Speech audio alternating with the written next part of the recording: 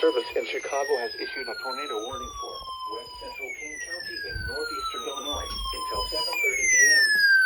At 6:45 p.m., a severe thunderstorm capable of producing a tornado was located near Maple Park, or near the Calb, moving northeast at 20 miles per hour. Hazard, tornado. Source, radar indicated rotation. Impact, flying debris will be dangerous to those caught without shelter. Mobile homes will be damaged or destroyed. Damage to roofs, windows, and vehicles will occur. Tree damage is likely. This dangerous storm will be near Maple Park around 6:50 p.m. Elburn around 7 p.m. Lily Lake around 7:05 p.m. Other locations in the path of this tornadic thunderstorm include Campton Hills. Take cover now. Move to a basement or an interior room on the lowest floor of a sturdy building. Avoid windows.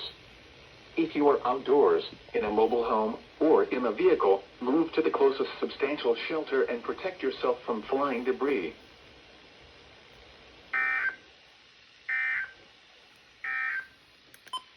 This is NOAA's Weather Radio KZZ 81.